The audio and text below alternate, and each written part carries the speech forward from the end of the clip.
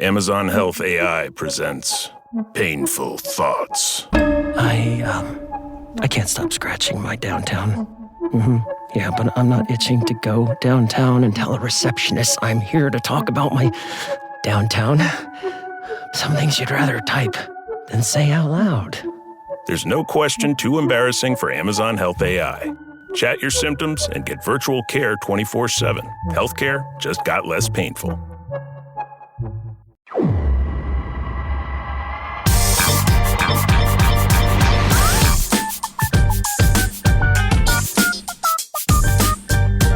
We just wrapped up a very good discussion of like our own mortality and the things that we think about on a day-to-day basis. And we didn't bring you in for that to kick off this week's episode of the show before the show, but it's a very highbrow philosophical kickoff to this week's episode. As we know, you all have come to know and love and expect over these many years of the show before the show podcast. And we welcome you into this week's episode of the official podcast of Minor League Baseball. Tyler Mon, Sam Dykstra, Benjamin Hill. Dudes, what's going on? How are you? Yeah, good.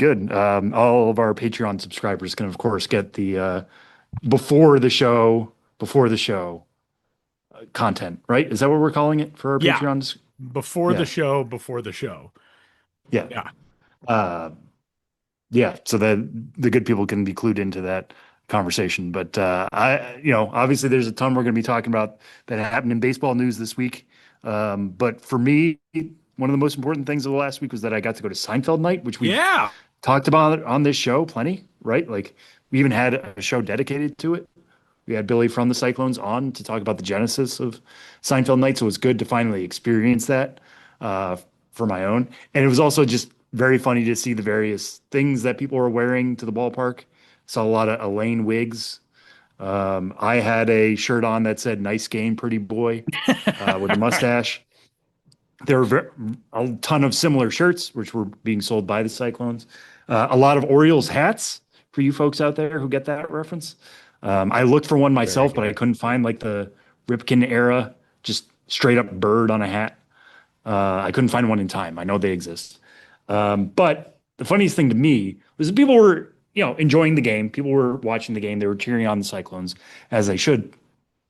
But everybody was staying for the Elaine dance contest at the end.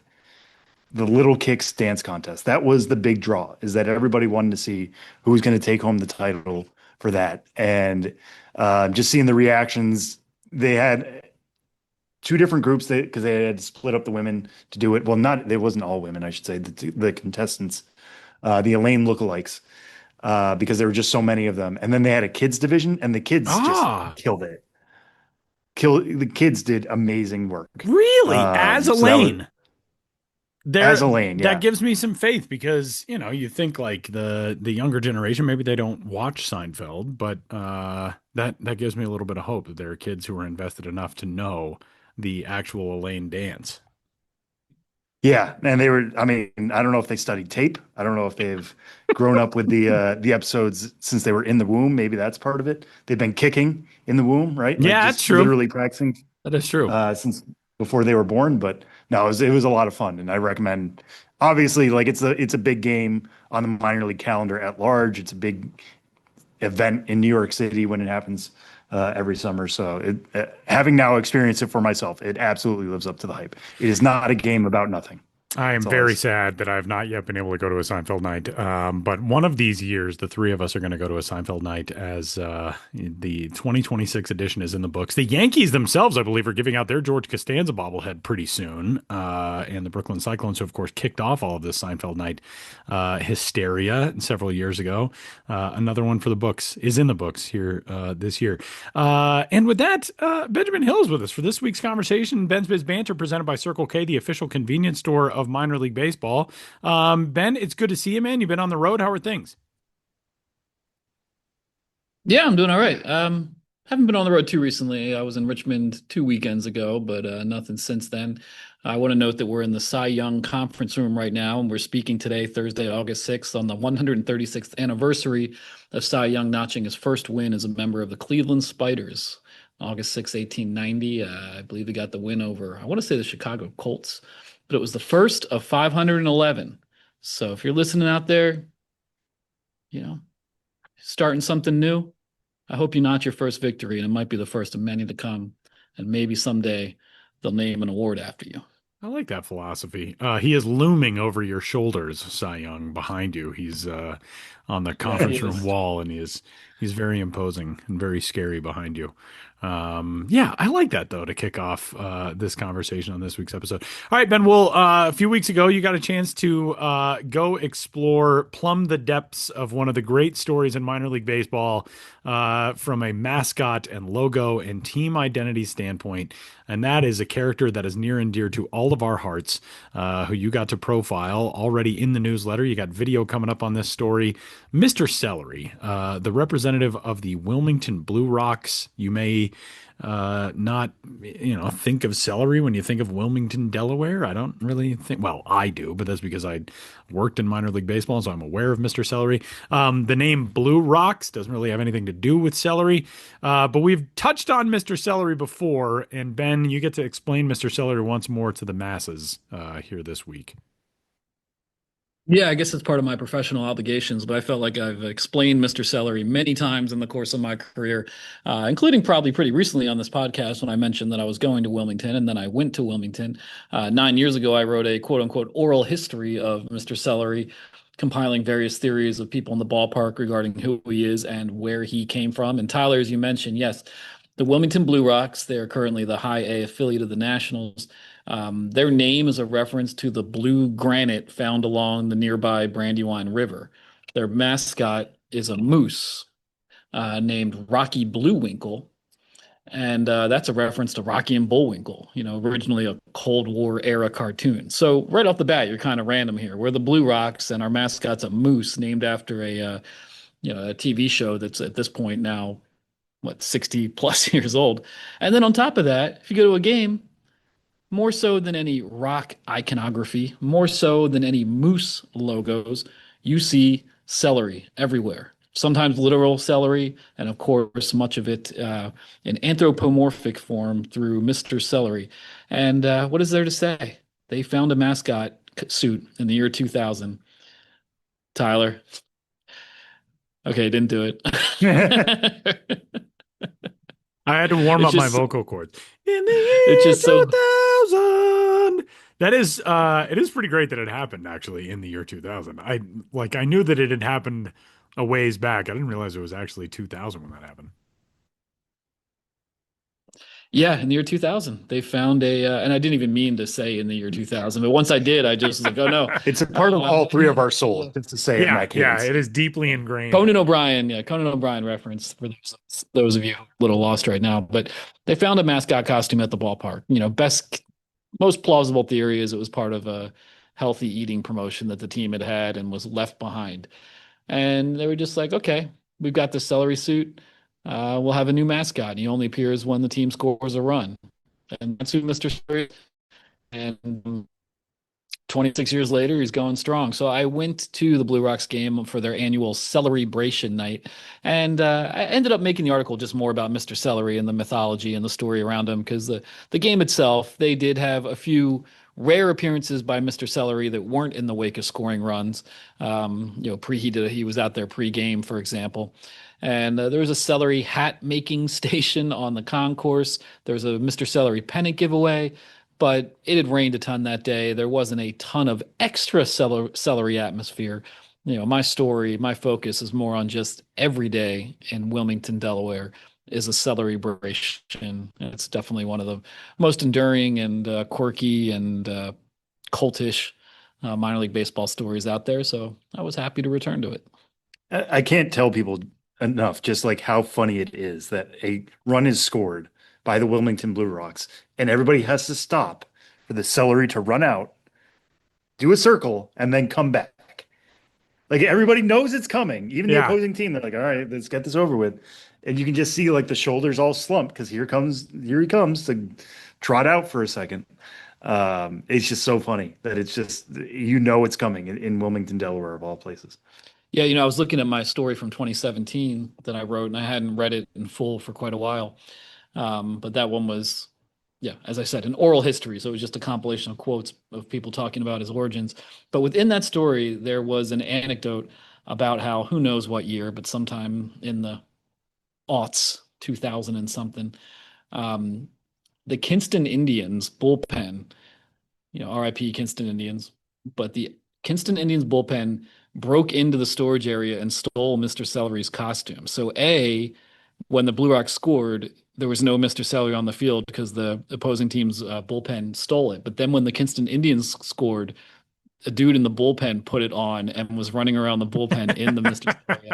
I was like, all right, you got to love that. And I'm not saying those kind of things don't happen anymore, but I just sort of feel in my soul that when I look back on my older material or hear people tell stories, there was just a little bit more of that roguish, scampish, renegade atmosphere in minor league baseball that you just don't quite see as much, those kind of stories. But anytime they're out there, I'm looking for them. Hey, we're heading towards the home stretch now where everybody starts to really feel the weight of the season and you're just trying to stay fresh however you can. I'm not going to advocate for stealing Mr. Celery, but if you want to find out your own, a Mr. Carrot, perhaps, if another team wants to bring their own celebration to Wilmington in the bullpen, go for it. Like, this is at least have some fun with the weeks we have remaining.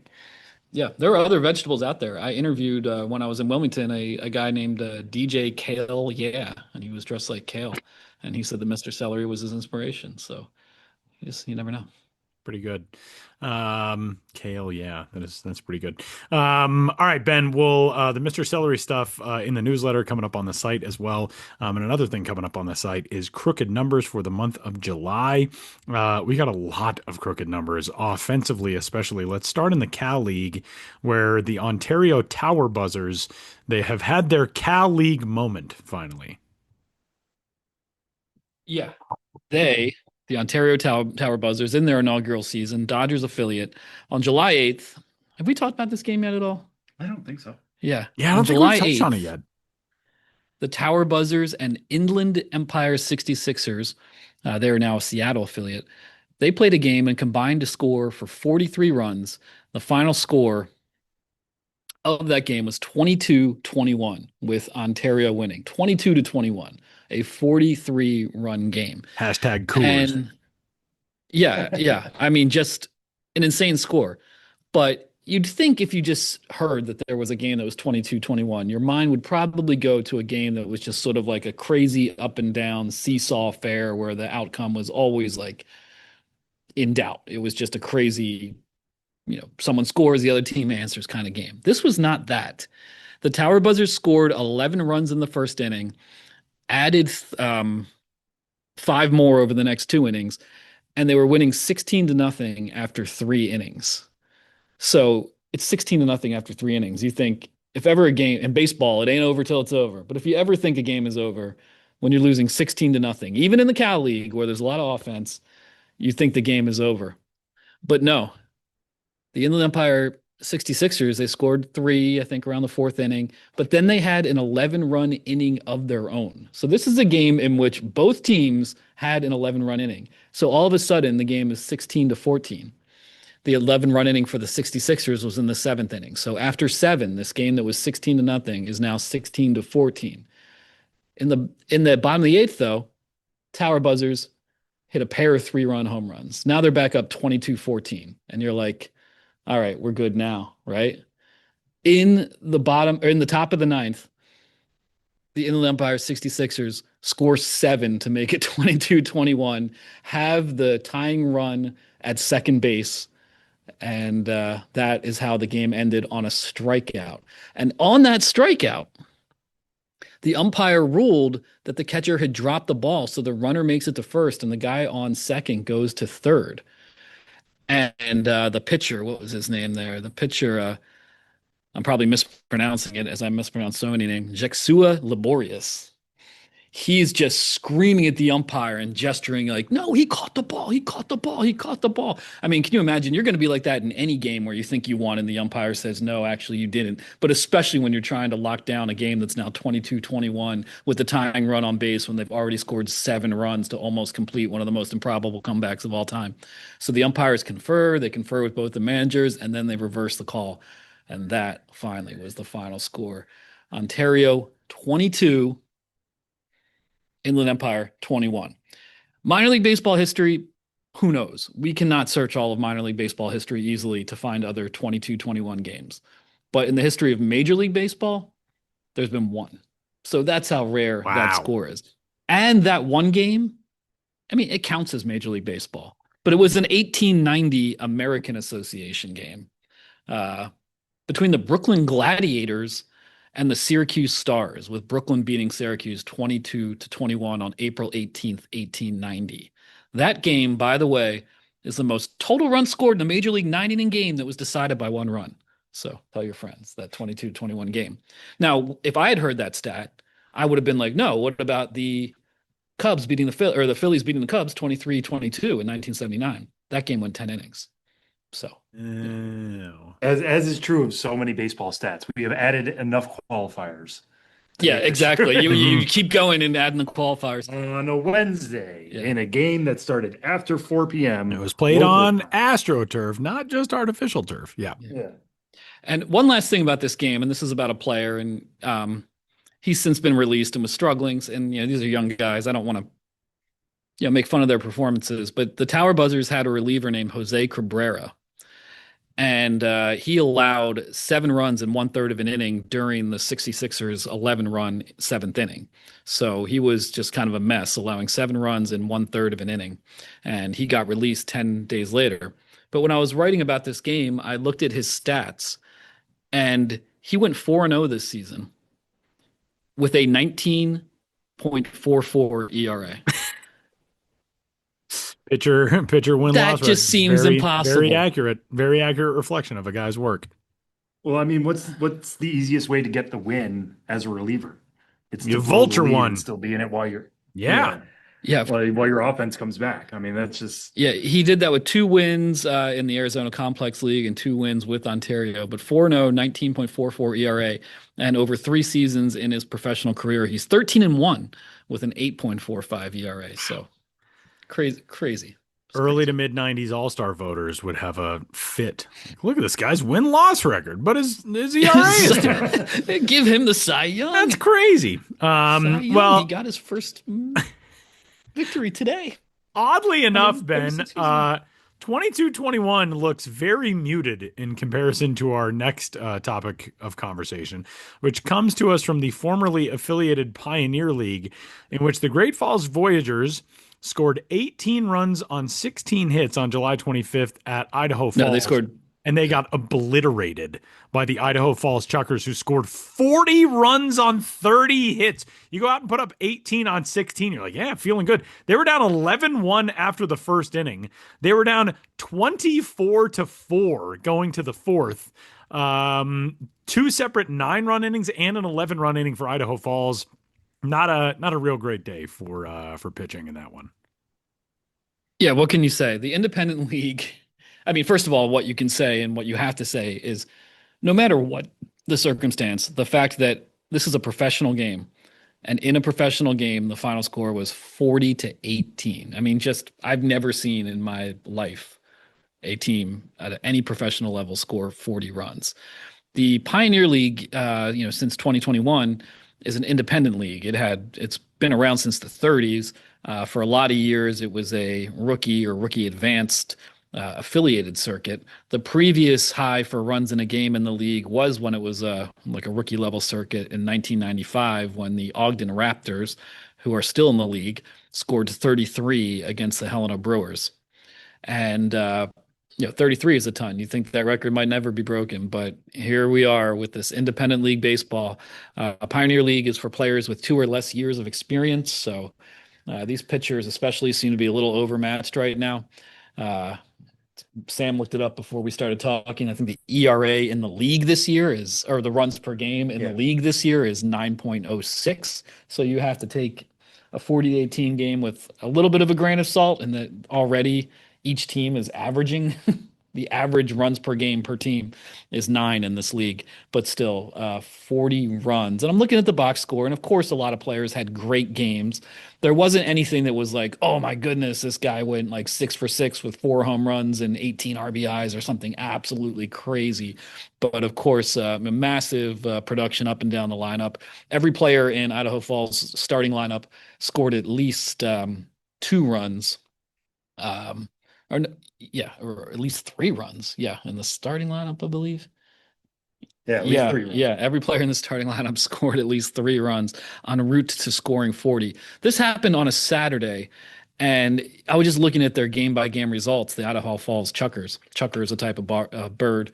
We talked earlier about how we always look at the name Chukars and want to say Shukars, but it's a chucker. But they lost to the Missoula Osprey 19-14 prior to starting their series against Great Falls. Then that series started and they flipped the score. Another 19-14 game, but they won it. Then they had their 40-18 win. Then the next day, things quieted down a little bit and they beat Great Falls only 26-20. So they followed up this game with 58 combined runs, the next day with a game that had 46 combined runs.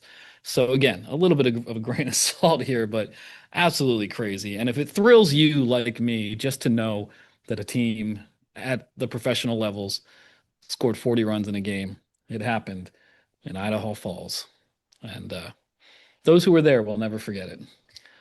Yeah, it was a 4-hour game, which I don't know if I should be shocked that it was only that short for something that 58 runs were scored, and it's only like an hour above something that I would consider even standard by like today's standards. Also, spare a thought for Great Falls starter Jack Kelly and reliever Esteban Hernandez, who were charged with 24 of those 40 runs, all of them earned. Jack Kelly gave up 11 runs on 6 hits and 3 walks, including 2 homers and 2 wild pitches in just 2/3 of an inning. He faced 13 batters and threw 54 pitches.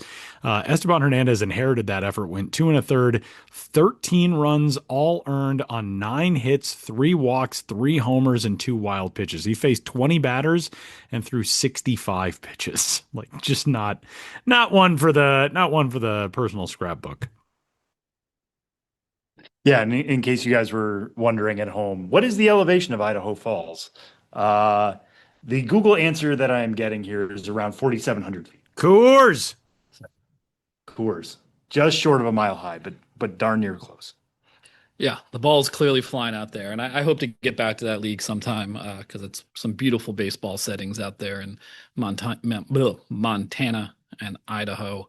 And the league has expanded a lot into California in recent years as well. So despite the kind of ludicrous box scores that some of these games are producing, a lot of teams, a lot of great ballparks, new and old. And support your local Pioneer League team if you can. And even if it's not local, visit Montana. Yeah, I like that idea.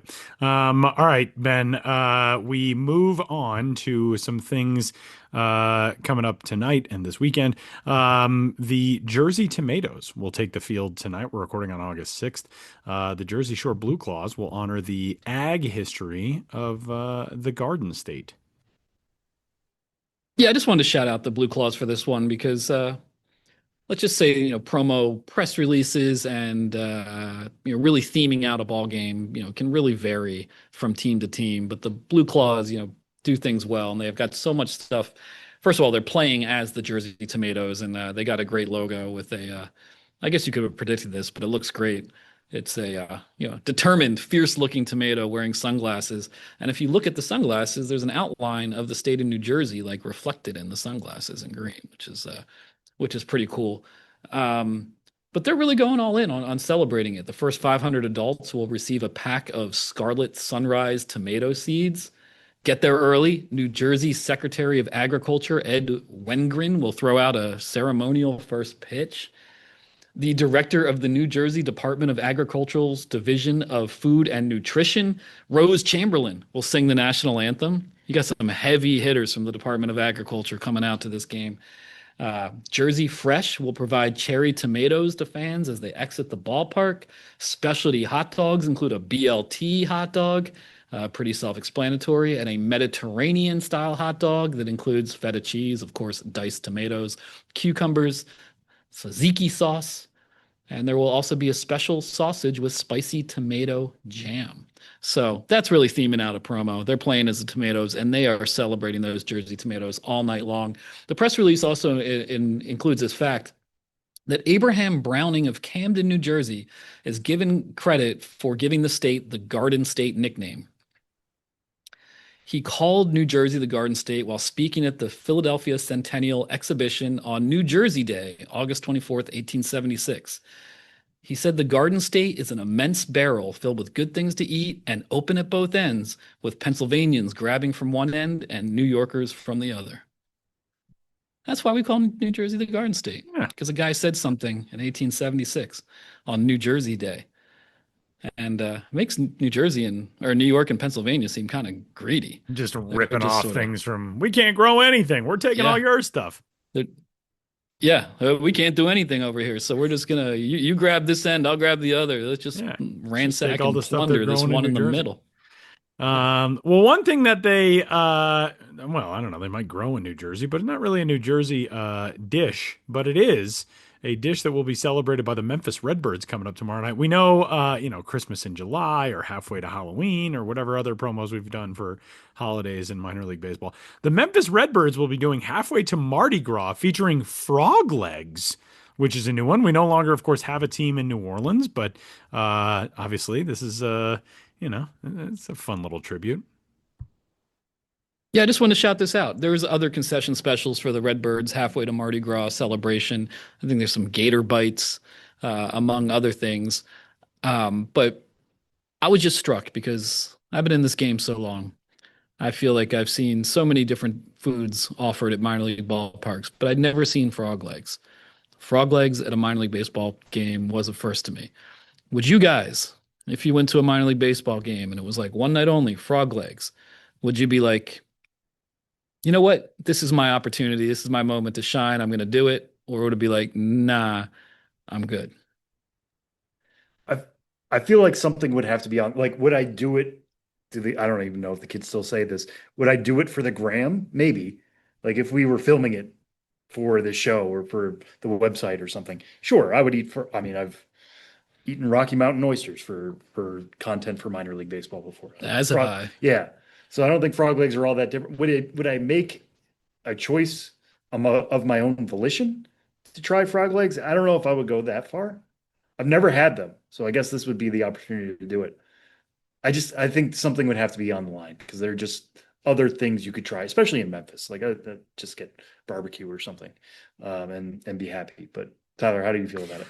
I think this would take a little bit more like backstory for me. If this is like a legendary frog legs vendor who's coming in, like somebody who's bringing in like a frog legs truck, heck yeah, I'm doing it. I'll jump on board that. But if it's just like, well, a concession stand had a box of frozen frog legs shipped up, that I probably wouldn't. Being that it's the Memphis Redbirds, I would assume that there's like this is going to be very good. But if it was just like, if it was a thing where, oh, we went to this, this festival and they had like, the concession stand company had come up with some vaguely frog leg looking things, I wouldn't be that excited. But I think I'd go for it if it was like there's like a cool story to this. If it's like the Memphis frog leg guy who's doing this, yeah, I think I'd be into it. I think I'd do it. Yeah, I don't know the background of the supplier. I actually went through a period in my kind of late 20s, early 30s where I started regularly ordering frog legs at this one Vietnamese restaurant in particular that I used to go to in Chinatown, and have it kind of stir fry style, breaded and stir fry style over rice, and I really liked it. But one, I'm not sure if that's gluten free, and now I have to be gluten free. And then two, also in walking around Chinatown, I used to go to Chinatown all the time when I was younger, especially when I was alone. It was just a good neighborhood to be alone in. I always found. But sometimes I'd walk by, these seafood markets, and there'd just be huge garbage cans, big plastic garbage garbage bins filled with frogs, and it just always bummed me out looking inside these big garbage bins of just frogs stacked on top of one another. And I know you could tell a similar story for almost all the types of food we eat. But sometimes when you get too close to it, you're just kind of like, oh, I don't really want to order that anymore. Just seeing those big frog eyes looking up at me when I looked into the bin and being like, really? Now I'm going to go to a restaurant and eat some of you guys? I don't know. It's a little bit arbitrary what we choose to do and not do, but there was something about that image that kind of got me off frog legs for a little bit. But they tasted pretty good. Everyone says, oh, they taste like chicken. But I always found it to be a finer, kind of flakier sort of taste, not as dense as chicken. A mix between chicken and fish, I would say. Well, as we told you at the start of this episode, we're always here to bring discussions of our own mortality and choices. into this minor league baseball adjacent threaded conversation. We're always, we're here to be philosophical and think about these things with you. And if you're going to the Memphis Redbirds game on Friday, August 7th, and you do try the frog legs, please get in touch, podcast@milb.com. Because we'd like to get a little review of how it goes in Memphis. Yeah, that's where we're going to leave it for this discussion. Our Ben's Biz Banter presented by Circle K, the official convenience store of minor league baseball. But we're going to go to a conversation with a longtime friend of the Show Before the Show podcast and a guy who has been to that ballpark in Memphis, Ben. We got a fun discussion coming up this week. Who's our guest? Yeah, our good friend. Might be a good friend of yours if you're listening, because this is a guy who's been all around the minor league landscape. He's a Tri-City Dust Devils icon. He is based out there, works for the team, has his own life-size bobblehead at that ballpark. But Erik, the Peanut Guy Mertens, has recently accomplished his long-term goal of making it to every single active minor league ballpark. And we thought, hey, let's talk to our pal Erik about this momentous achievement.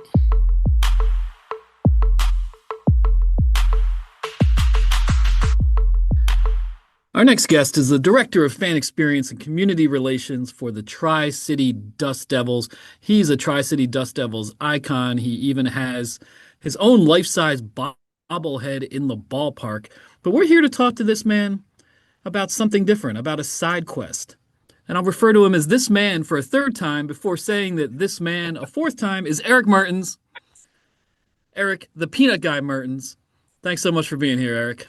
Thank you. This is maybe one of the biggest honors of the past few years. Your show is one of my favorites. I listen to the show before the show every Saturday morning as I make coffee. So thanks for having me. So you're the one. That's right. I know it's coming from somewhere. They always tried to tell us like there isn't actually anybody out there. But Tri-Cities, Washington. This whole time it was Erik, Ben.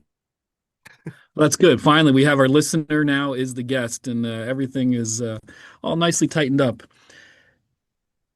So, okay, for those who don't know, if you could just, before we get into the main point of this interview,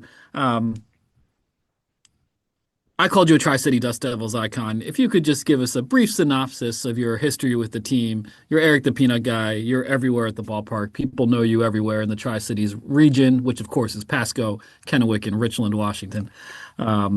Just tell us about that for a second. Oh, my gosh. You got all three. That's good. Not a lot of people get all three who aren't from the Northwest. That's good. I've worked with the Dust Devils since our inaugural opening day in 2001. I was a senior in high school, and they were hiring for peanut vendors. My best friend, Johnny the Peanut Guy, got hired on, and he talked me into joining him. So I've been there ever since, selling peanuts, selling Cracker Jack. But then just a few years after I started, it morphed into a hybrid peanut vendor job and also on-field host. So over the years, my role has continued to grow. I don't even sell peanuts anymore. I do sometimes throw out free bags of peanuts to keep the name relevant and authentic. But yeah, I'm an on-field host for the Tri-City Dust Devils. And that's when my love affair with minor league baseball basically started. And what a love affair. You're talking to us in a what looks to be a dungeon based on the lighting, but just surrounded by hundreds and hundreds and hundreds of minor league caps. I've seen that cap collection in person. It's amazing. And through this love of minor league baseball, you started an epic side quest, so to speak, of visiting every single active minor league ballpark. And you accomplished that at O&T Field, the home of the Ontario Tower Buzzers, last month in July. And one, congratulations on that. Thank you. But two, how did this start? And how long did it take for you to do this? Because you're working in minor league baseball at the same time you're also visiting every single minor league ballpark. This obviously took a lot of time, a lot of planning. Yeah. Wow. Well, first of all, if I would have known that the way to get invited onto the show is to visit every major league and minor league ballpark, I would have finished it years ago, really. So this I grew up a big Mariners fan up here in the Northwest. So Major League Baseball was mostly on my radar. And when I was a kid, my parents had taken me to a few minor league games where we lived in Idaho Falls. and then my grandparents up in Spokane would catch some minor league games there.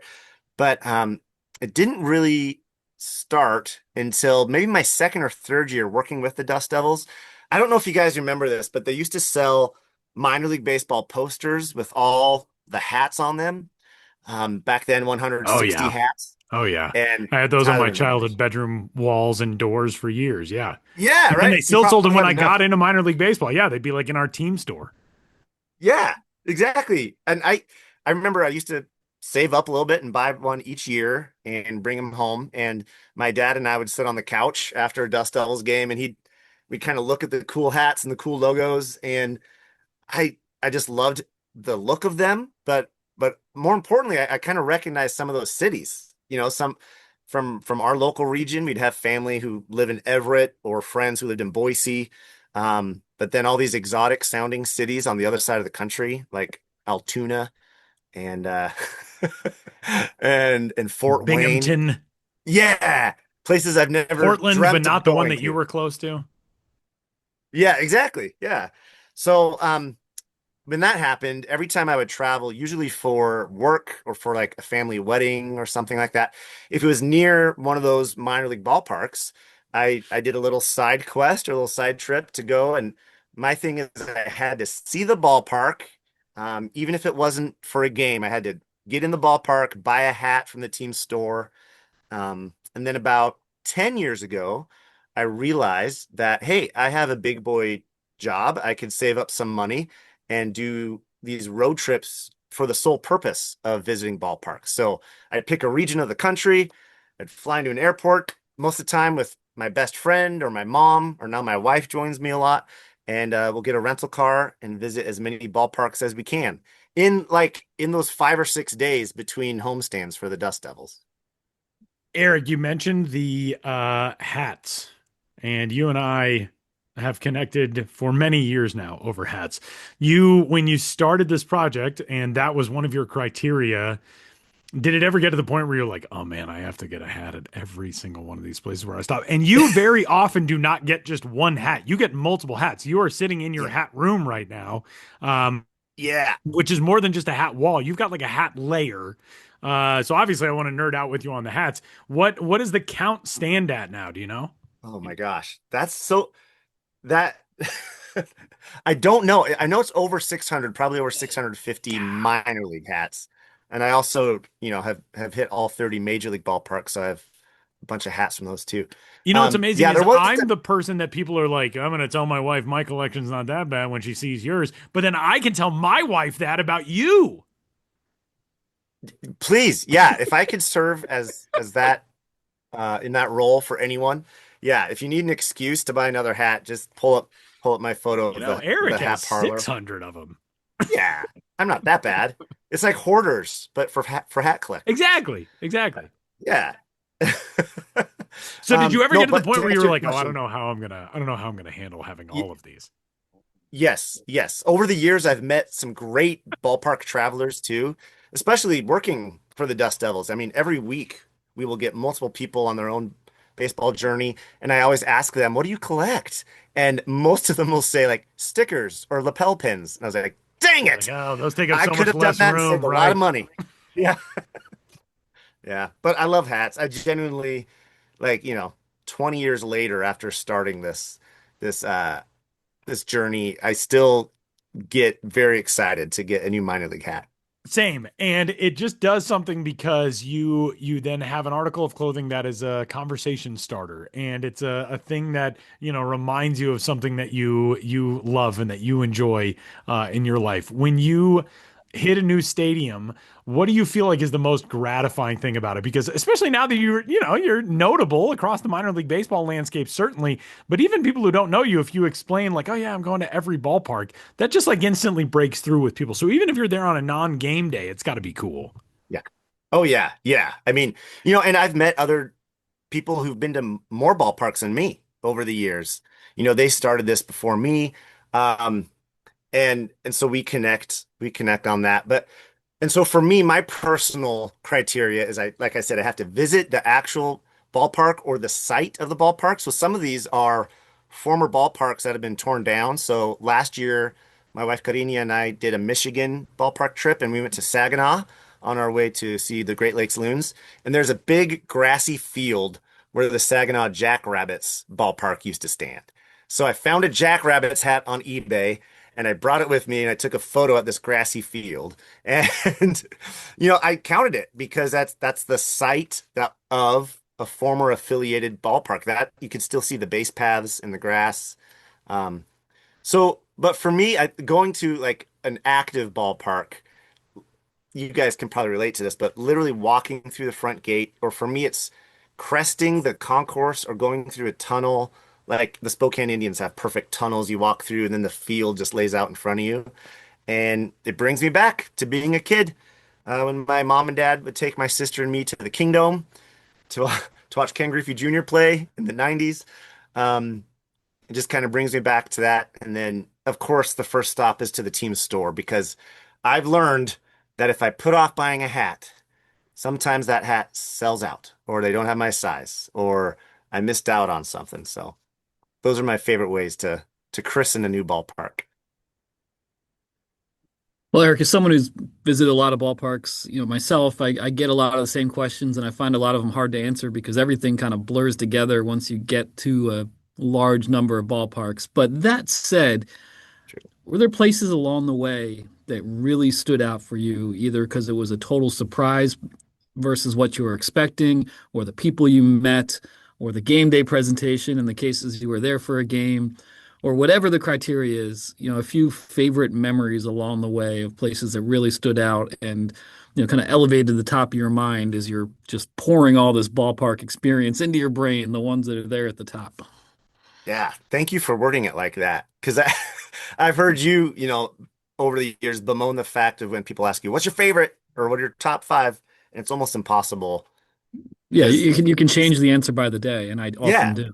And are you talking about, the actual edifice of the building or the game experience or, like you said, the people you meet? So there's all these different categories. But, um, I mean, my all-time favorite, and Ben, I think I have to thank you for this because you kind of talked about this ballpark before I even dreamt of going there was the Asheville Tourists.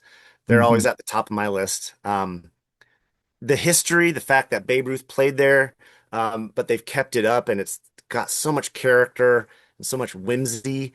I think that their primary brand with the colors and the starry sky and the Mr. Moon really captures it. But for more than anything, it's in a mountain. Like the ballpark is like in this little valley in the Blue Ridge Mountains, and you feel um, you know, like you're watching baseball under the stars with your friends and family.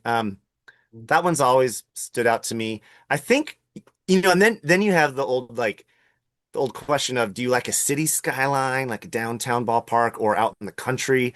I love them both. I mean, Charlotte in the city is just unlike anything else. Um, but I fell in love with all the ballparks in Montana and Utah, and none of which are currently affiliated. But I started this journey 20 years ago, and so I was operating off of the original 160 number, and then those that have been added since 2021. But Missoula, the Missoula Paddleheads ballpark just is amazing. Old Smith's ballpark in Salt Lake. I just got back from the new Salt Lake ballpark, which is equally beautiful with big mountain views. But um, I think a few other that stood out for me is Frisco. I was really looking forward to the Frisco Rough Riders and Creaney and I walked in and I knew it'd be cool, but I literally stopped in my tracks. I was like, this is a minor league ballpark. This is awesome. And we lucked out. We got to go into the lazy river that day. There's only like certain days of the week where they open those up to the general public, and that was one of the days. So that was pretty awesome. And then last year we hit Great Lakes Loons and the Fort Wayne Tin Caps back to back. And Great Lakes Loons, you feel like you're in northern Michigan. Like all the signage and decorations make you feel like you're on the lake or out in the woods. And you hear the sounds of loons like around the ballpark, which is pretty fun. And then Fort Wayne Tin Caps was like, if you could shrink down, at least in size, like one of the best major league parks and put it right in the heart of Fort Wayne, Indiana. That was pretty awesome. Those are just a few. Like you said, Ben, the answer could change like depending on the day. Yeah, and as I said, often does. Well, in a different segment of this podcast, Tyler, Sam, and I talked about the Ontario Tower Buzzers quite a bit, specifically focusing on a 22 to 21 game they had there, winning against the Inland Empire 66ers. But Wow. the Ontario Tower Buzzers will always be special to you. That's a new ballpark in for the 2026 season. ONT Field, named after the city's airport code. And that was the ballpark that for you that completed the quest. For me, it was in Grand Junction, Colorado. Um, Yeah. but for you, it was Ontario, California. And it seemed like that was a special night, and the team knew you were coming and made you feel like a VIP. What was it like to be in Ontario to complete this 2-decade quest? Wow. Yeah. I did not expect at all how amazing it would be. Um, I was doing some math at the end of last baseball season, trying to figure out if I could hit them all this year in 2026. And like you said, it's tough because I'm working the full Dust Devils schedule, so timing is tough. Saving up money for these plane trips, rental cars that are not getting cheaper as we go on. So I was trying to figure out should Salt Lake be my final one, or my mom and I did an East Coast swing a little over a month ago, but it just worked out for Ontario to be the final one. And what was going to be special is that my dear friend and former team president of the Tri-City Dust Devils, Brent Miles, he was our president for 20 years up until recently. He was very involved in designing that ballpark when it was being built. And so I thought, well, that'd be cool. I got, my friend was involved. Let's do Ontario last. Sure, let's go for it. Other than that, I don't really have any connection to that city or the Dodgers. They're a Dodgers affiliate. But my other good friend, Monica Ortega, she used to be the Dust Devils general manager. She's now the assistant general manager for the Tower Buzzers. They rolled out the red carpet. Right when I walked up, she had two hats for me. I didn't even have to go to the team store. That was like the best. That's the dream. I Just walk up know. and have She knew new my hats waiting for size. you. Yeah, it's incredible. But the part that really genuinely made me cry was she said, well, Erik and Karina was with me. Why don't you guys come inside? It's kind of warm. We have a room in this new ballpark that players can hang out with their families if the families are visiting. So it's air conditioned. Let's get you in the air conditioning. And we walked in, and I had just left the Tri-Cities. We had just left the Tri-Cities, that morning. Um, and there standing in that room were Daryl Ebert, the Dust Devils' current team president, Ann Shively, our current vice president and general manager, and Brent Miles, the guy who helped design this, and their spouses. And these are three of my dearest friends and longest coworkers. I had no idea they were going to be there. They had t-shirts made with my face on them, which should be a crime, but this congratulations, Erik. It had on the back, it was like a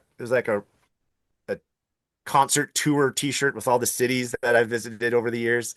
The Tower Buzzers were amazing. Monica and Alan Benavides, who I used to know from the Eugene Emeralds, and now he's in Ontario. They had, and Ben Taylor from Diamond Baseball Holdings, they all got together to make a customized jersey for me, which blew me away. It was a really nice jersey. And Ben, I remember you got a jersey in Grand Junction, right? Yes, they did. I believe it was an employee, Jared Wright, I think, coordinated that. But Yeah. yeah, I got a Grand Junction Rockies jersey and gotta dig that out of my closet now that you mention it. I've not It's a seen that collector's jersey item. for They're quite not some time. they're not in existence anymore. It's a collector's item now. Yes, seriously. Yes, absolutely. Yeah. So yeah, the Tower Buzzers went above and beyond. They got us, food vouchers, club tickets.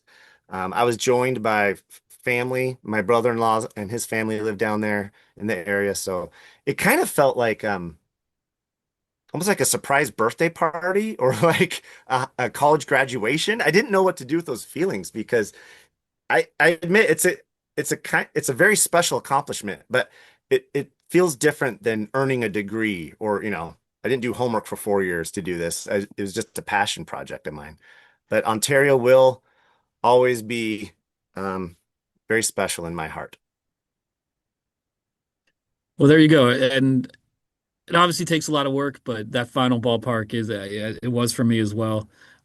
just completing the task, filled with gratitude for the people you met along the way, having the opportunity to do it in the first place, just how much you love baseball through it all, sometimes in Yeah. spite of it all. It's just still there in our hearts. I don't want to keep going because we're just going to get all sappy and cliche ridden and all that kind of stuff. Well, I do want to say real quick, you're right. The best part for me has been the people. Um, I got to visit some of these parks with my dad, who's passed away since, my wife, my best friend, my mom. But last summer, Tyler and I just barely missed each other when I was in Denver. Ben, just about a month ago, you got to join my mom and me with your family when we were in Staten Island.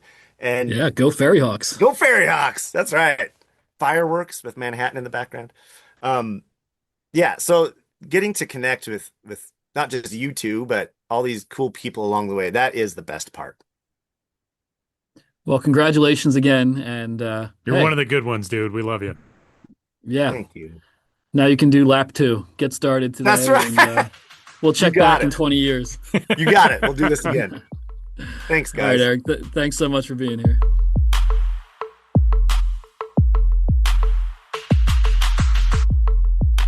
Well, rolling along on this week's episode of the show before the show, huge thanks to our good bud, Erik the Peanut Guy, for stopping by on this week's episode. And with that, we get to a segment that I think this week Sam and I have been fired up for. Sam and I have been texting. This is going to be the closest that we ever get to like a hot take sports talk radio segment on the show before the show podcast, because we are talking trade deadline moves here in 2026. We're going to recap what happened, who has gone where, and we are going to discuss some of the things that everyone is discussing across this baseball landscape these days, especially as it pertains to one trade in particular. Sam, where do you want to kick this thing off? That is a good question, Tyler. You know what? Let's just kick it off with the Tarek Skubal conversation, right? That's the headliner Here of we this go. trade deadline. Here we go. Here we go. That was what you and I were texting the most about, including you texting me about it while I'm trying to work on the Tigers list after the trade. And you're just like, I have takes to get off. And I'm like, Yeah. I have work to be done. Yeah. And then the that. Adley Rutschman deal happens and you're texting me about that when I have to figure stuff out. Totally fine. I'm always happy to hear from you and hear your thoughts. Sam is just subtweeting me on the podcast right now. Oh, that he's texting me while I'm doing just saying work. it to your face is what I'm doing. Yeah. But no, let's start with Tarek Skubal, because that happens late Saturday night. We opened this week's show with me talking about going to Seinfeld night, and just for a little personal anecdote, I reached out to the Cyclones and Justin Rock, their great broadcaster, and I said, "Hey man, I'm coming to the game as a fan, but please can I put my backpack in your press box just in case breaking news happens and I have to run away from my friends to cover some breaking news?" And he's like, "Of course, that's not a problem. Don't worry about it." So it was great catching up with him. Thankfully, it did not happen during the game. But I did get home, and a few hours after I got home, the big blockbuster went down. Tarek Skubal to the Dodgers. I'd be very surprised if you haven't heard about this yet, but I'm going to say it anyways, as if it just happened. For Zaire Hope, River Ryan, and Brady Smith. Zaire Hope and River Ryan are both top 100 prospects. Zaire Hope is number 25 on the MLB pipeline, top 100. River Ryan is number 68. Brady Smith is somebody who was on the come up. Somebody who's had elbow issues in the past, was coming back this year, and has performed pretty well in the Dodger system before the trade. So the Tigers end up getting two pitchers and a really good outfield prospect for Tarek Skubal. Now, Tyler, what was your reaction? I had multiple reactions. First off, I'm just so happy for Dodgers fans that something finally went their way. This is a team that's, they've really been looking to catch breaks in recent years, and it's just good to see the little guys get one for once. I'm not going to complain. I mean, the dumbest takes immediately were like, "That's why we need a salary cap in baseball." Like, that's not really the way this worked. It's prospects who have been traded in this context. Now, I get, obviously, the Dodgers have spent a lot of money, and so they have flexibility with players they can move, yada, yada. My initial thought was that's all it took to get literally Tarek Skubal, a two-time reigning Cy Young Award winner in the American League. Like, you couldn't even get the top outfield prospect in the Dodgers system in exchange for literally Tarek Skubal. That's the deal. And this, again, this is taking absolutely nothing away from Zaire Hope or River Ryan or, Brady Smith. But it just felt like that you presented to me as, and you and I were talking about this, you presented it to me as like, Zaire Hope's he's a really good player, and River Ryan has as good a stuff as anybody in baseball, and and Brady Smith could have a decent upside. I think I look at it, if I'm a Tigers fan, as okay, yeah, Zaire Hope, good prospect. I got nothing against getting Zaire Hope. I think he's going to be a very fun player. River Ryan, I understand, that the stuff is very good, etc. River Ryan is also a guy that I think, again, if we were doing hot take sports talk analysis about this, he's nearly 28 years old. And he's coming off of injuries. He had Tommy John surgery, that lost all of the 2025 season for him. He's also been dealing with hamstring issues. Like, if this was an NBA trade or an NFL trade, I think people would be like, you're bringing in a guy with an injury history who's not at least getting close to 30. This guy's barely even made a big league impact. And then it's been an okay season so far for Brady Smith, but like, Brady Smith's not, I don't know, he's not really blowing you away. And I just, when I looked at the Tarek Skubal deal, it felt light. Then when the Adley Rutschman deal happened, it felt concerningly light. And I have two thoughts on that. One, because I can tell Sam's already getting fired up. One, yes, I know Adley Rutschman's not a rental, blah, blah, blah. It's still like the discrepancy in the value of the packages still seems crazy. But two, I think more than anything, why were the Tigers so eager to make that deal when they had 3 days left in the deadline? There was nobody who was going to come up with a package that rivaled that. Like, do you think that this package is that good to get literally Tarek Skubal? So my thoughts on the timing, and Scott Harris has spoken about this.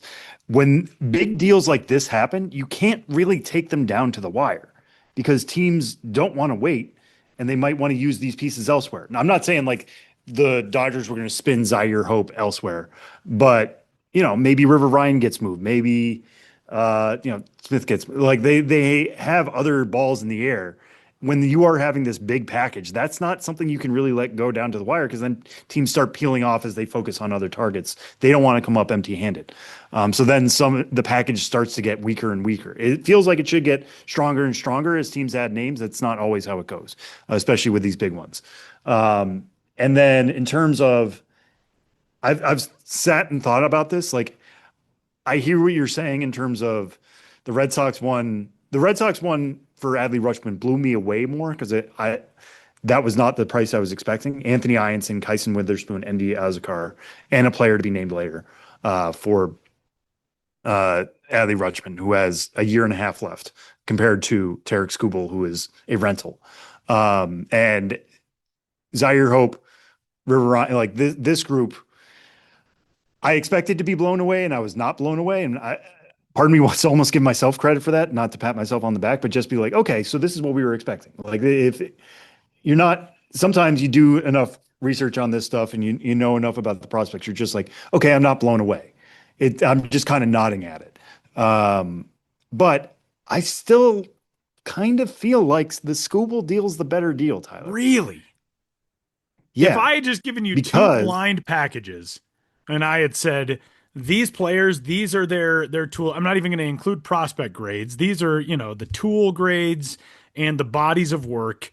This package for a two-time reigning Cy Young Award winner, and this package for, a guy who, how do we categorize what Adley Rutschman's career has been to this point? I mean, a very good major league catcher, but a guy who I think somewhat similarly to the way Matt Wieters was. Like I think when Adley Rutschman arrived at the big league level, people were like, "Well, this dude is the guy. The Orioles are going to be winning World Series with him." And Adley Rutschman had, he's had 3 All-Star appearances. He's had a good career, but his last couple of seasons have not been very good. He has an OPS, 709 OPS in 2024, 673 last year. He only played 90 games, 764 this year. He's having a fine season, but like Adley Rutschman is to I don't think that Adley Rutschman and Tarek Skubal would have necessarily necessitated if you would have given me these prospect package, I would have thought, oh, Rutschman got the deal for, what ended up being the Dodgers players, and Skubal got the deal for what ended up being the Red Sox package.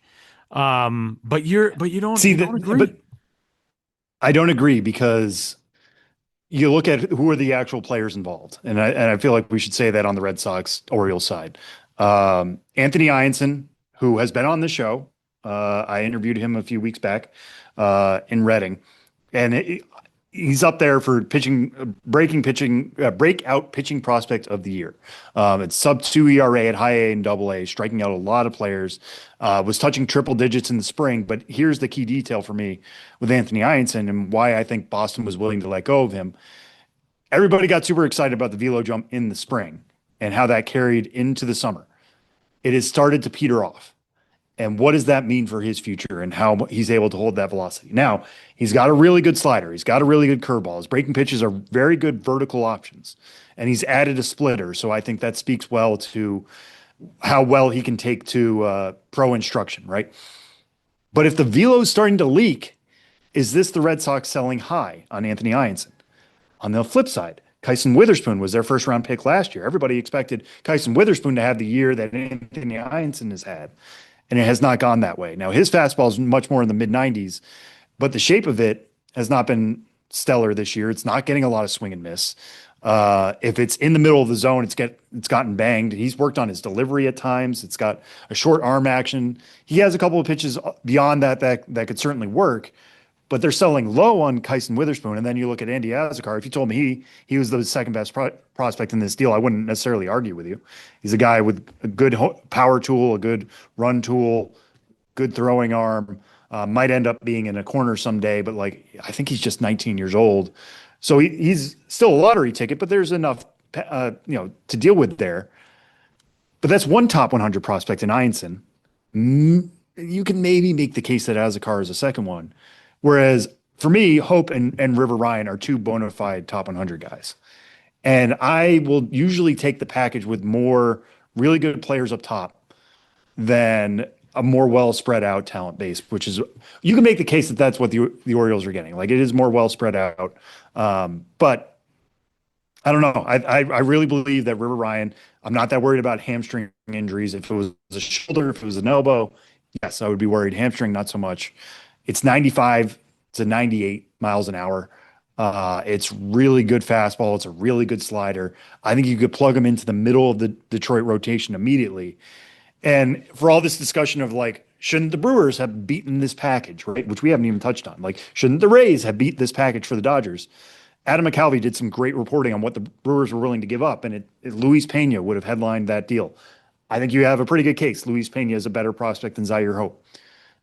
They also would have included another top 100 bat, which, depending on who you use, could have been Jet Williams, Josh Adamchevsky, Luis Lara, maybe somebody like Alexander Frias, who they did end up using in a different trade. And then another bat beyond that who was maybe just outside the top 100. So again, maybe that's an Alexander Frias or a Braylon Payne or an Andrew Fisher. But those are 3 bats. And I think the Tigers were looking at the market and being like, hey, listen, we need pitching. If we're giving up Tarek Skubal, we need pitching. We want long, sustainable pitching. And River Ryan, yes, he's old. He's 27, almost going to be 28. But you're going to get him on a rookie contract, and including arbitration and all that, for multiple years, which are going to be his prime years. Yeah, he's going to be a free agent by his early 30s. So what? That's the next team's problem. You are going to get him in the middle of his prime, extremely cheap. And again, I think the stuff's going to play immediately. And then you put him in behind Troy Melton, Jackson Jobe. That's a fun rotation to dream on in Detroit. Plus you get Zaire Hope, who next year, first half, Max Clark in center, Riley Green in left, Zaire Hope in right. That's a strong base too. So like the Tigers had to weigh, we are probably losing Tarek Skubal in free agency. And one other thing I want to point out just on Tarek Skubal real quick, beyond just being a rental, he had what's called the Skubal scope. They had to invent a name of a surgery that he got. We still don't know if that's going to be sustainable, right? Like he underwent a brand new elbow surgery. He's pitched well since it, but that's still something that teams had to weigh in terms of what they were willing to bid on him. So I don't know. I think what this came down to is that the Tigers had a price. We want a couple top 100 guys. We want one of them to be major league adjacent pitching. The Dodgers are like, we'll check all three boxes. Here you go. And the Tigers are like, all right, we're not going to risk having this go until Monday and waiting and seeing the Dodgers send one of these guys elsewhere, and we're left with our hands in our pockets.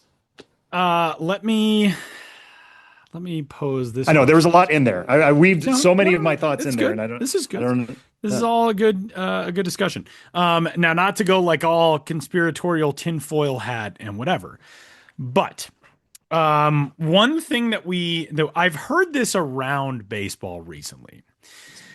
One thing that comes up every year is look at all these top 100 guys that the Dodgers have. All of this top 100 talent in the Dodger system is ridiculous. Look at all these guys. They have so much prospect capital to trade. In recent years, the prospects who the Dodgers have most notably traded, I would say, are guys like Gavin Lux, Dustin May, Keibert Ruiz, Alex Verdugo, Josiah Gray. Would any of those guys, looking back now, be looked at in a way where they would get, like Max Scherzer and Trey Turner went to the Dodgers for Keibert Ruiz and Josiah Gray. Like that didn't really pan out for the Nats. The Dodgers have sent a lot of these prospects out. Who among prospects that the Dodgers have traded away would you, and I'm not saying like, oh man, the Dodgers are pulling the wool over everybody's eyes, but I do think there is something of a, like, people fall in love with like, oh, we got to get these Dodgers prospects in. Who has made like massive impacts from these deals though? Like, who would you look at? And I'm not saying that there haven't been, but like, who do you look at and think like, oh, that's a deal where the team selling, they got the better of the Dodgers in that deal? I think you're looking at this. I understand it because the Dodgers have made a lot of these deals over the years, right? But I think the other thing to look at, and again, that's because they are a very well-run organization that invests in the ways that they need to invest to be successful. This is not like the Dodgers are ruining baseball. Like, the reason they have all this flexibility is because they're doing things to develop talent, to sign talent at the big league level, et cetera. And one thing I think you're getting at there is that the Dodgers have been involved in a lot of these trades. So they've been a high profile, right? So they are top of mind. We can kind of make a run of prospects that they have moved away, like you just did. But I think the other part of this that it highlights is that prospects are prospects, right? Like they have a quantity game here. They have moved on so many of them that I wonder, like, this is honestly a good assignment for me. Maybe something I should dive into when things calm down a bit. What is their success rate compared to others? Like, I don't think the Dodgers have any worse or better, developing names and then trading them elsewhere and seeing them take off. Like Keibert Ruiz, yes, you can have your picadillos with him. He's not a superstar by any means, but like he's been with Nationals for years. Like, that's not bad return. A guy who had some question marks as a top 100 catcher at the time, and on and on and on down. So I don't know. I think for Max Scherzer and Trey Turner, him and Josiah. But again, Gray, like Max Scherzer wasn't he was of baseball. Yeah, but Josiah Gray's been hurt since. Yeah, I know. But it's not like the Dodgers on the way out were like. I mean, that was just a pitching cutting your elbow. No, I know, but I'm saying like it does feel as though, and again, you may be right that it's because the visibility is so much more because the Dodgers are involved in it so much more often, but it feels very often like the Dodgers. I had my childhood best friend growing up, Travis Owen. Travis would go to his brother Ryan, who was like 4 years younger than us, and he would say like, I've got this brand new quarter. This says it has the year that we are living in, and I will give this quarter to you for that like trashy $5 bill you got. And they would make the deal because Ryan was like 7. And then that's how all of these trades feel for a lot of people, I feel like, is the Dodgers just end up with like, we got Tarek Skubal in exchange for some dudes you'll maybe never hear of again. And I'm not saying that about those guys. That's, I think, the perception. And maybe it is because they are so often in these conversations, but it just feels like among big time Dodgers deadline deals, who prospect wise do you feel like has been like, oh yeah, that's a guy that another organization got in that deal and made out like bandits? Well, yeah. Which I'm I mean, sort of I like guess putting you I'm on the struggling. spot because I guess we haven't actually dived into this yet. But like, it Yeah. feels like it's way easier to point out, like, look at all these mid guys who didn't have full on big league returns the way these organizations were hoping in exchange for X, Y, and Z, these big talents that then won or went to World Series. Well, I mean, you know what the obvious one is Yordan Alvarez. Yeah, but like Yordan Alvarez was, I mean, that was a very different time in his career, I feel like, when he got dealt from a position of we can go back to the Yordan Alvarez trade. He was a younger guy when he was dealt. I think he was only let's see what his I mean, he was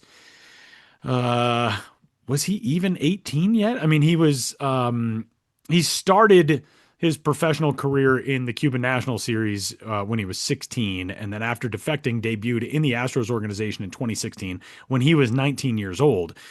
And so, like, yeah, the Dodgers, they dealt him away. Like, they hadn't even really seen him that much at that point. It's almost, I credit the Astros player development system getting him from like the starting line to where he is now. Versus like so many of these guys they're in the system, they're there for a long time, they're AA and AAA, and we're hearing about how great they are, and then they go to another organization. It's like, okay, like it was an all right big league career, but not in exchange for this multi-time all-star or hardware winner. And I'm just like, I'm that guy now on like a Manosphere podcast, like, just asking questions, Sam, just trying to bring things up. Well, but I think that there is find this it interesting perception. that like we can't say like they don't trade away all-stars and then be like, well, Yordan Alvarez doesn't count. They did it. They didn't identify that he was going to be a star. Is that true? Or true? But everybody likes to point out the Junior Caminero trade with the Guardians and the Rays, and it's just like, oh, the Rays did a tremendous job and the Guardians missed out on something there. It's like, well, the Dodgers did that too. The difference with that trade is, though, it was Yordan Alvarez for Josh Fields. This is August 1st, 2016. And it was Junior Caminero for Tobias Myers. Yeah, but my point in these conversations is more what the Dodgers are shipping out in these big ticket item deals, where it's the Dodgers are going out and acquiring the biggest names on the market. And the guys that they're giving up in those deals don't generally seem to be the diamonds in the rough. Like, I think every organization has a Yordan Alvarez who gets away. They're like, man, we blew that one. But that was like that was in a small deal for Josh Fields in 2016. It wasn't as though Yordan Alvarez was like, oh, they got, prime Justin Verlander in that trade. Yeah, but I think, and again, like I think my colleague Jim Callis brought this up the other day, is that sometimes we get too caught up in somebody being on a top 100 and just being like, well, I think that's very true. Number 75 with number 25. Like they are not the same. That is a big gap. Like a top 100 stamp sounds cool. And there is literally nothing to say that the number 25 guy is a better player or is going to have a better career. Like these are all estimates. It's all an inexact science. So I think that is very true. And it's very important to point out that way. And obviously I'm not suggesting like, oh, the Tigers, they just read the top 100 lists and they were like, we'll take these guys and these guys. Like, obviously they like the prospects that they got and all of that. But it just, there is again, it's because it's the Dodgers, because we're having these conversations as they pertain to the Dodgers. But man, it just feels like the Dodgers bring in a whole ton and they never lose a lot, doesn't it? It does. And I think part of that is on the other teams too, right? Yeah. Like I agree. They are sending out prospects who are really good at the time. I agree. Now it is on you to finish that off. It is not on Gavin Lux, like not working out with the Cincinnati Reds is not on the Los Angeles Dodgers. That is on the Cincinnati Reds. Like now, let me ask you this on Gavin question. Lux.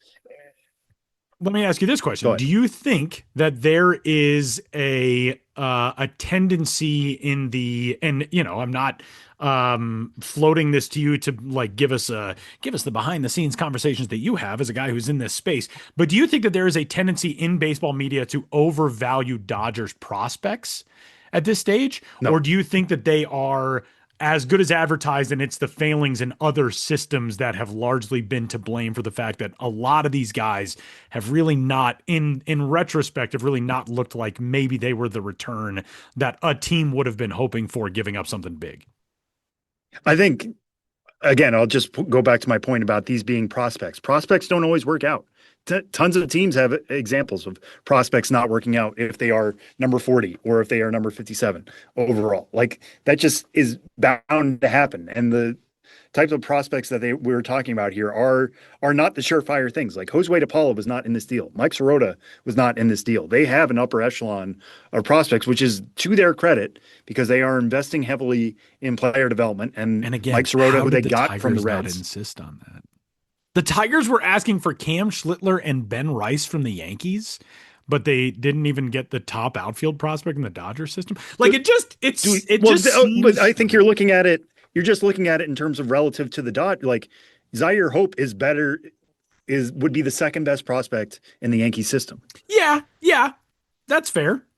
But and do we know that they were offering demanding... Cam Schlittler and Ben Rice? Or there were from? Reports that had come out of Detroit about that, which, I know obviously around trade deadline time, there's always like you have to take a lot of things with a grain of salt, because, people are trying to get narratives out and all of that. But it just seems like and again, this could be once more just because of the team that got Tarek Skubal. But I feel like, let's say that the San Francisco Giants had gone out and given up an equivalent package for Tarek Skubal. I think I still would have been like, that was the deal for Tarek Skubal, really? Now, granted, the Giants have a lot of other things going on this year. But yeah, like it just, and I think you put it well, where it didn't blow you away, you just kind of nodded at it.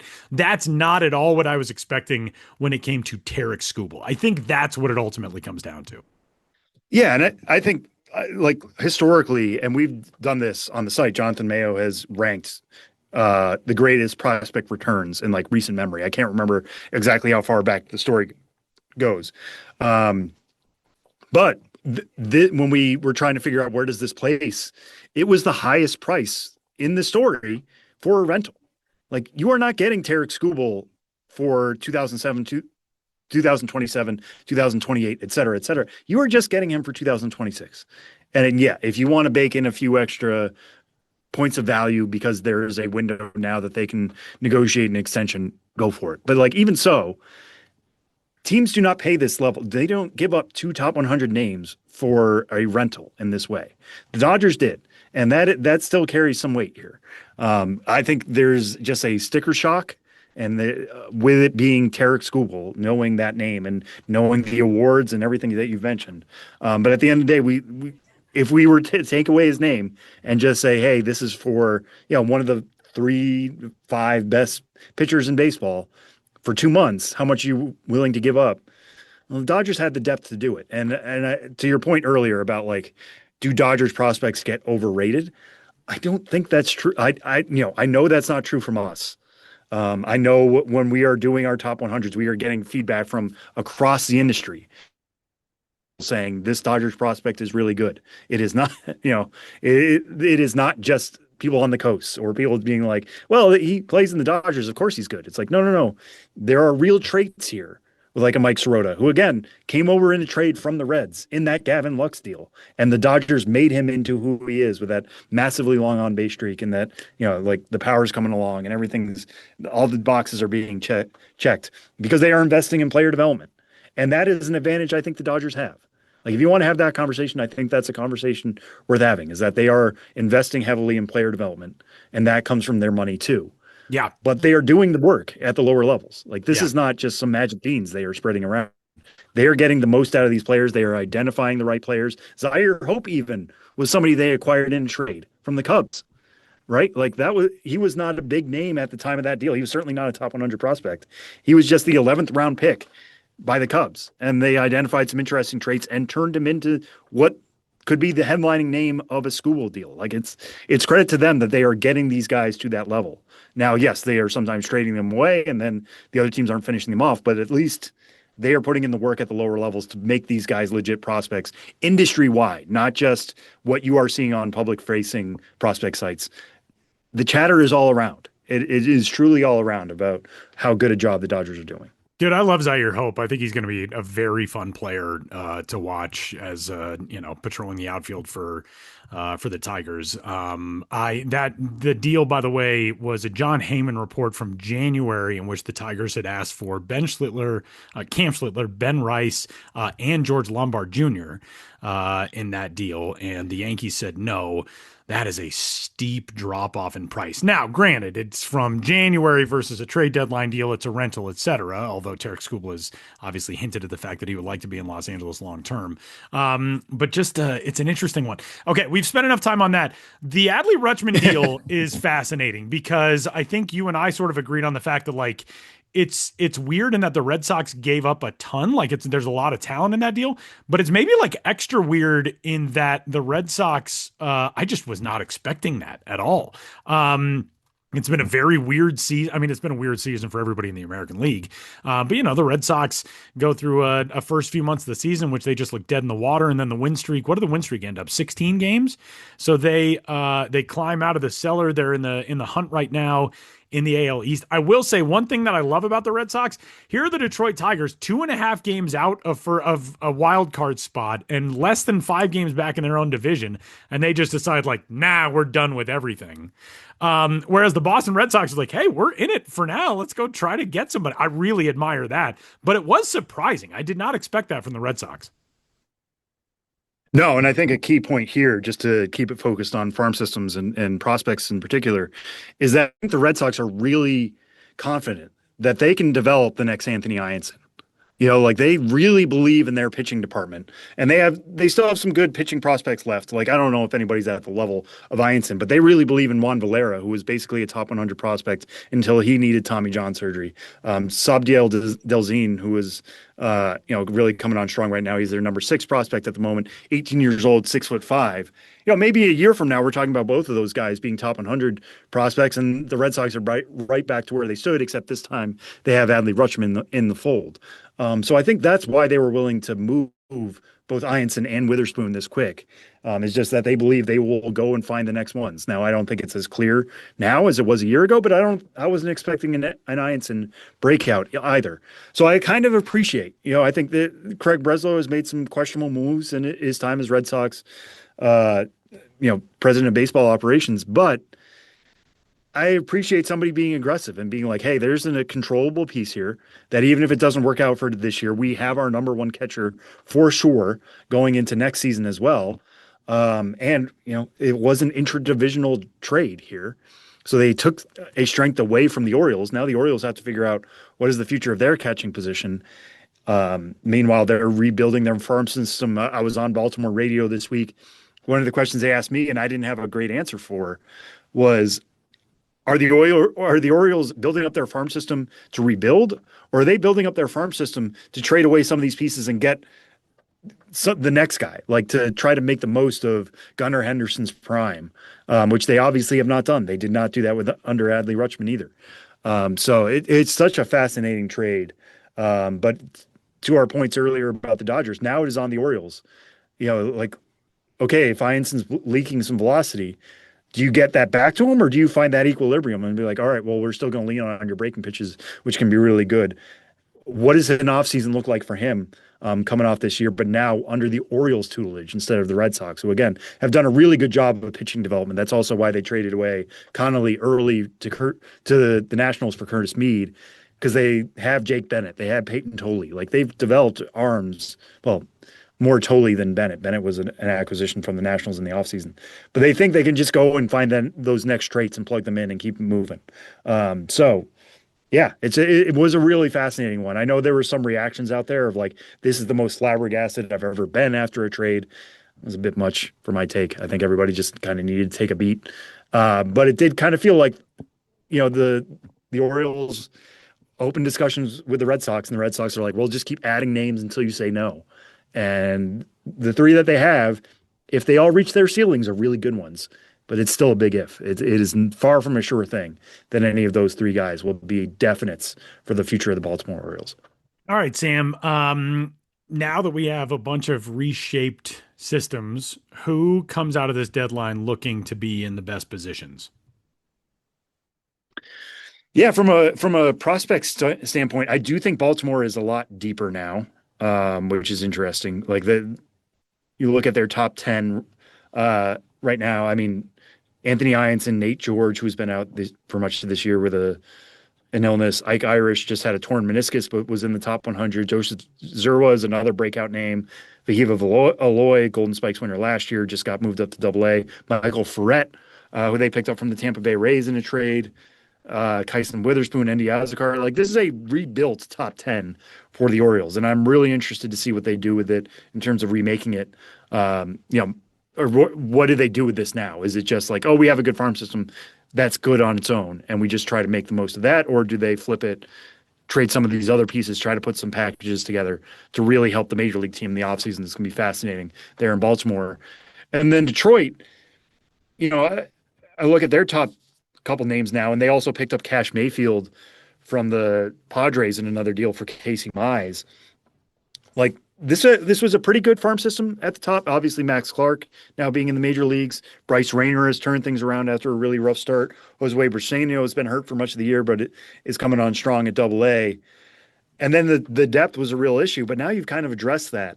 And a few of these guys, like I said, I fully expect to debut in the majors first half of next year. Trevor Ryan, I think, will be in the majors once he's healthy this season. And then Cash Mayfield gives them some much-needed pitching depth that they didn't really have.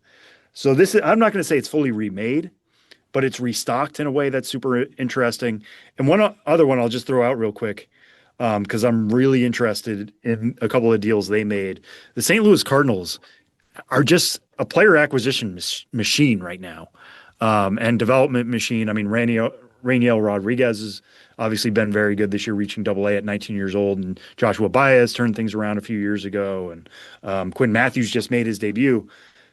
But adding Alexander Frias, who's a borderline top 100 prospect to me, like, we had him at number 11 with the Brewers, but I was going to move him up pretty significantly in our next update.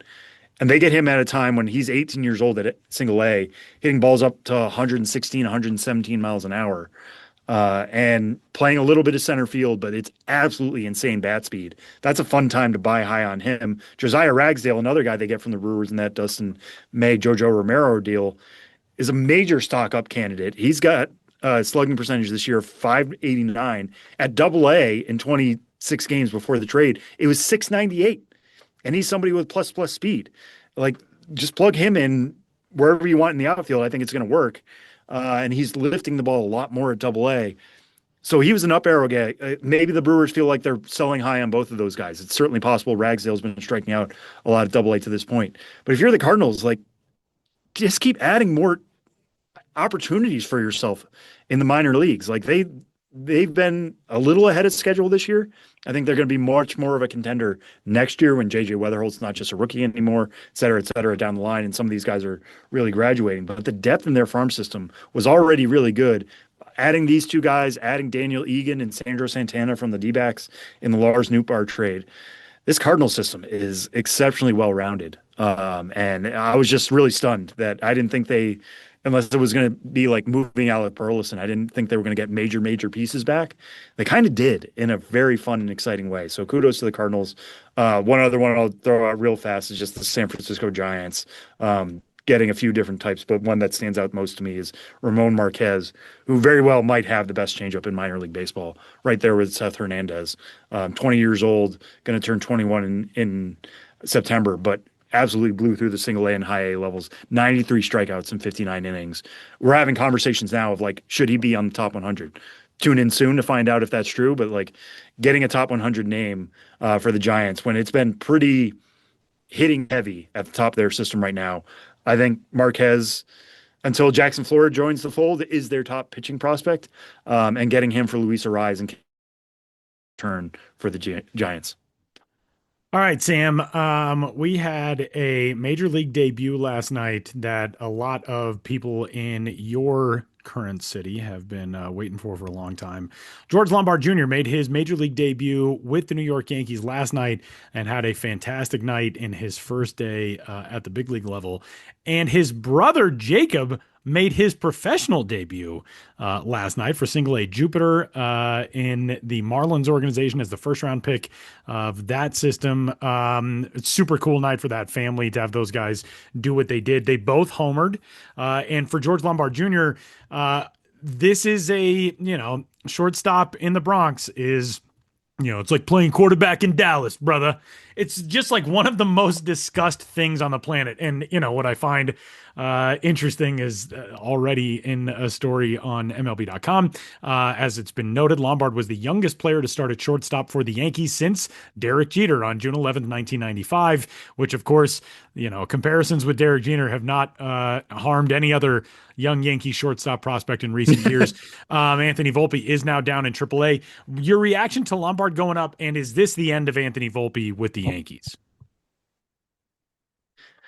I don't know if it's the end of Anthony Volpe with the Yankees, but I mean, this was heavily rumored to be coming, right? Like the Yankees were like, oh, Lombard's not the one we're going to give up. He's the one we're going to hold on to at the trade deadline, no matter what conversations we have. We really believe in the player. And I mean, and we've already seen flashes of it in the majors. I mean, we've seen it before at virtually every other level, but he might be the best defensive shortstop in Prospectum right now. Like, he's really good at getting to balls. His hands are really good. I think Spencer Jones called him it's like he has a vacuum cleaner attached to the end of his arm. If he's able to reach it, he's going to get it. And he's got a strong throwing arm to boot. The power has been pretty good. I mean, he did turn 21 years old only back in January, but slugging 498 this year with 12 homers, which is a new career high, then connects on a breaking ball for his first career homer. Like you said, not too far from when his brother hits his first pro homer at Single A Jupiter, which must have been a really cool just moment for the Lombard family. But yeah, I mean, there are going to be some questions about how his bat path is going to work in the major leagues. Like, how is he going to handle velocity at the top of the zone? How is he going to handle premium velocity to begin with? But George Lombard Jr., I have a pretty good feeling that he's going to help right away, just in terms of the defense. That's going to be a plus immediately. And can he make enough adjustments? We'll see. But you could make an argument that he is a better prospect now than Anthony Volpe was when he was first called up. That might be looking at it in hindsight, et cetera, et cetera. Rankings were certainly different, but I think Lombard is more well-rounded, especially on the defensive side. And that's going to be a boon for the Yankees to bring him up now. So fun call up there in the Bronx. And then I just want to throw one other one out there, which is Angel Anao of the Cleveland Guardians. They bring him up to help in their infield picture. He's another top 100 prospect for us. Really well-rounded infielder in the Cleveland system. It's their number 2 prospect right now behind Ralphie Velasquez. But batting above 300 this year, his slash line is actually 300, 401, 474.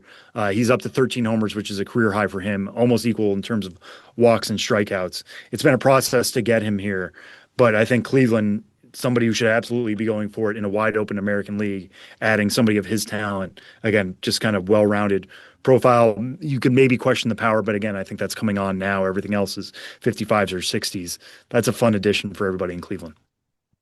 All right, Sam, we are getting set to say goodbye on this week's episode of the show before the show in our next segment. But coming up next week, we got a thing to preview for all of you.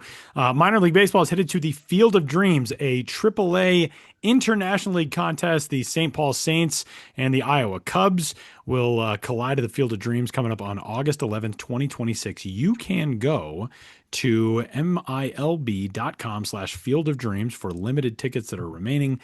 These teams will be taking the field in throwback unis. We got all kinds of good stuff coming up for that matchup. So that is August 11th at the Field of Dreams in Dyersville, Iowa. You can get the information at milb.com/Field of Dreams.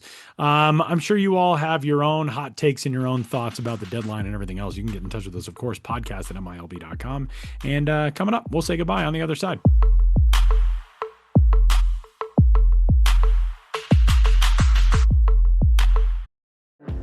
Trying to be a bit more mindful of things you buy? For you and your family? Well, when it comes to laundry, choose All Free Clear. 100% free from dyes and perfumes. All Free Clear uses only essential ingredients that tackle tough stains and odors. And it's gentle on the skin. It's a powerful clean you can feel good about. So go on, pick up a bottle of All Free Clear for your next laundry day. Final segment of this week's episode of the official podcast of Minor League Baseball. Before we get out of here, it's time for this week's episode of Name That Dude, in which one of us has a baseball dude from years past, and the others will try to guess that dude. This week, Ben Hill knows the dude. Ben, who's our dude? What do we got? Yeah, this dude. Just like every dude I choose, I'm like, have we done this in a previous episode? And I just have to plow forward thinking, I hope we have not. This dude was born in Pittsfield, Massachusetts. Hey! Yeah, in Sam Dykstra I feel territory. like Sam should He grew up already in know this. Yeah, I'm surprised he doesn't actually. Okay. Yeah, he might. Then from there, he grew up in Massachusetts, and then he went to Sam, you can help me pronounce this. Quinnipiac. Yeah. Yeah, actually, I would like was- to pause on that for a second. How do you say that school, Sam? Like I obviously I'm aware and familiar with it as a college hockey team, especially, but I hear people say Quinnipiac and I hear people say Quinnipiac. What do you go with? It's in Connecticut, I'd so say it's not Quinnipiac. it's not a home state school for you, but what do you say? I pass it every time I drive back to Massachusetts. It's Quinnipiac. So you go with like the Quinnipiac. And I've heard Quinnipiac, Yeah, I've never and I've heard Quinnipiac. So now all we're missing is somebody who says I don't think you need to put Quinnipiac. as heavy an emphasis on the P as you do there. I think I'm going to do the last one. I think I'm going to say Quinnipiac from now on. It's the fourth there are multiple possible syllables on which you can put rendering. emphasis. Yeah. and Okay. just- Anyway, yeah. Ben, It's your own sorry, invention. sorry to have interrupted. I wanted to get like an actual New Englander's take on that. Well, no matter how you pronounce it, this dude excelled at Quinnipiac University and then was drafted by the Atlanta Braves in the 5th round of the 1988 draft. He makes his debut, as many young men did at the time, in the Appalachian League with the Pulaski Braves in 1988. 89, he starts the season with the Burlington Bees in the Midwest League, and then also spent some time in Greenville, South Carolina in Double-A. And as well, the Durham Bulls, back when they were in the Carolina League at the Class A advanced level. 1990, he is again split between Durham and Greenville. 1991, he spends most of his time in Greenville again, a little bit of time with the Triple-A Richmond Braves. And then between the 1991 and 1992 season, I'm not sure the nature of the transaction, but he's no longer in the Braves organization. He's in the Cubs organization. He spends 1992, it looks largely injured, only made 4 appearances with the AAA Iowa Cubs. 1993, spends most of the season with the Iowa Cubs and then makes his major league debut for the Chicago Cubs. 1994, mostly in Iowa, but again, a little bit more time with the Chicago Cubs. 95, mostly in the major leagues with the Chicago Cubs. 96, 97, Chicago Cubs. But during that 97 season, he goes to the Mets and spends 98, 99, 2000, Sam knows. 2001. Then goes to the Phillies to end the 2001 season. Injured all 2002, back with the Phillies in 2003. Then ends his major league career with the Colorado Rockies, Tyler Maughan's Colorado Rockies. Doesn't do well there. His final professional appearances with the AAA Colorado Springs Sky Sox. Signed with the Houston Astros in 2005, spring training, but did not make the team. Sam knows who it was. It was a pitcher. He started as a starter. He ended as a finisher, as a reliever. As a finish. We will now be calling them finishers. Tyler, do you have any idea, or do you want me to just He jump went in? Cubs, Mets, Phillies, Rockies. Yes. Yeah. An outsized personality. There is a lore surrounding this guy. Is this Turk Wendell? That is correct. Turk There you go. Wendell. Look at that. Sam Yeah, had I it first. I don't. because I was just- like sitting here being like, I know it. Tyler, you say it. I Yeah, stole we the do- thunder. Yeah, evidence Sam that- knew it. Sam knew it. I stole his thunder. No, it's fine. It's fine. I wanted to give you. I we offered you know the that chance. Sam knew first, but yeah, We're the number he is 99 everywhere, right? Yeah, War 99, the shark tooth necklaces, the demonstrative jumping over the foul lines, the brushing his teeth between innings. Is that why you bring him up? Because Jeffrey Yan, the Mets reliever who was just called up and is famous for jumping. Oh, yeah. Not so much, but there's a nice tie-in. I don't think Turk, jumped on the mound like in game like Jan is doing, but he would make a major show, would Turk, of jumping over the foul lines, getting on and off the field. And I remember clips when I was a kid, on baseball highlight shows and whatnot of him in the dugout, like really vociferously brushing his teeth, because he was like a superstitious Yeah, I feel like I fiend and remember somehow- that from like weird baseball blooper videos. They're like, what about this guy Yeah. brushes his teeth in the dugout? That's wacky. Yeah, so it was like that started with he was at the Cubs, and then pretty much his whole career, it was just like wherever he went, it was like a legend preceded him. Yeah. And he was a good reliever, not like amazing, but obviously you got to be pretty good to last over a decade in Major League Baseball, and that's what he did. Just speaking of which, like, because you were talking before about how we've lost some of the kookiness of baseball, right? Yeah. And Turk Wendell was obviously a kooky character. Jeffrey Yan, who we just talked about. How do we all feel about the jumping? Yeah, so for those who don't know, Jeffrey Yan, who is now up with the New York Mets, has been in a handful of different organizations. You've probably seen the videos this week on social media, or if you haven't, you've seen them in years past from when he was in the Rockies organization or when he's been pitching in the Dominican Winter League. And he's been, when he gets a strikeout, he leaps in the air and then like sort of lands. He has like a superhero land and he fist bumps, like he punches his fist in the air. Yeah, how do we feel about it?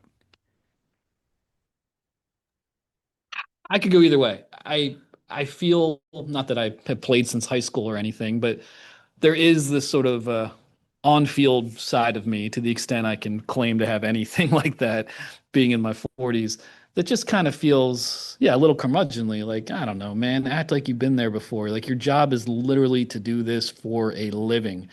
When I finish writing an article or do a podcast episode, I'm not jumping off the table or doing a chant as I run around, because it's like, act like you've been there before. The flip side is it gets people talking. It gets people paying attention. Whether you like it or you don't like it, it's just something in baseball that is fun to talk about. And there is something to be said for having a childlike exuberance for the game. And clearly, this guy is 29. Yeah. He's not some 19-year-old who hasn't had the youth beaten out of him yet. Like, he clearly, this is important enough for him through many stops along the way, all sorts of minor league towns, playing internationally and elsewhere as well, that I'm sure this debate has been had. So the fact that he's 29 and now in the majors and still doing it, like, he is sticking to his guns, because it's not like these discussions haven't been had for a very long time. They're just more high profile now that he finally made the majors. Yeah, and just to highlight one thing you said, which is act like before. He never has. Yeah. Like, Yeah, that was that's true. That was That's his major true. league debut last night. And just, His first we go strikeout. through the baseball reference pages for name that dude. Jan debuted with the Angels in the Angels system in 2014 in the Dominican Summer League, went back there in 2015. Wasn't in affiliated ball again until 2021. That's wild. Yeah. Like, he was away from the minor leagues for 6 years and then has slowly made his way back, like you said, through multiple stops, places like the Marlins system, the Rocky system, Japan, now the Mets.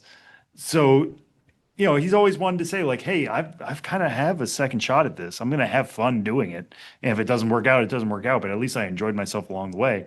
Now he's throwing 101 in the majors and getting guys out. Like, good for him. Yeah. And maybe there will come a time where it's too much. I don't think we're there yet.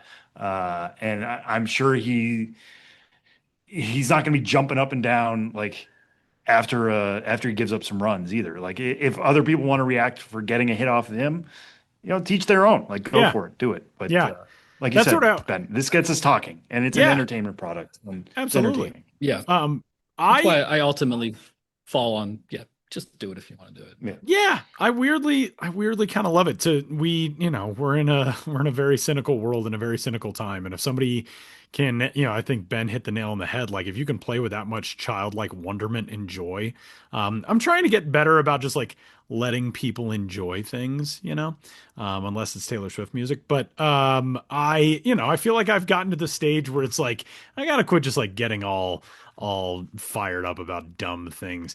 Jeffrey on. I know I understand the other side of the coin of the grouchy baseball guy that's like, all fired up about somebody showing emotion during a game.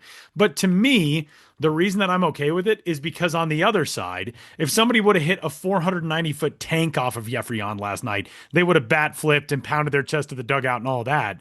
And I don't have a problem with any of that either. So like, I'm not going to get that mad at a pitcher for doing his equivalent of it. Plus, pitchers have been doing, maybe they haven't been literally jumping off the mound, but pitchers have been doing insane things celebrating strikeouts forever. And it's only just in like the last 10 years that in the US people have been like, okay, bat flips are okay now. So yeah, I'm all right with it. I'm all right with it because I feel like Jeffrey Yan is probably very mindful of the fact and all right with the fact that somebody's going to bat flip to the moon if they take him yard. But that's just like, that's part of the game. And he's probably cool with that. That's fine. He's not cool with giving up the homer, I'm sure, but you know what I'm saying? Yeah. No, like again, for somebody to wait this long and to finally get their shot, and to get everybody talking about them, you were talking before about Turk Wendell. Like, part of it, I think, is his name.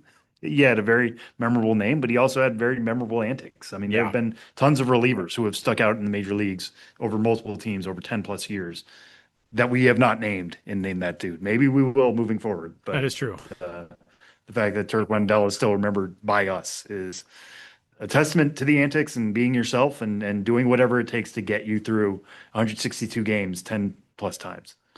His real name, Stephen John Wendell. And now you know. And he only wore number 99 in a couple of different stops. With the Mets, obviously. Only with the 01 Phillies. He was otherwise number 13 with the Phillies. And then with the Rockies in 2004 for his swan song season. But Turk Wendell, Jeffrey Yan, whoever it is, we salute you on this week's episode of the Show Before the Show. And that'll do it for Sam Dykstra and for Benjamin Hill. Thanks for hanging out with us. Thanks for checking in. If you do go try the frog legs, podcast at MILB.com. Let us know how it is for the Memphis Redbirds Friday night home game. And for Sam and Ben, I'm Tyler. We'll catch you next week.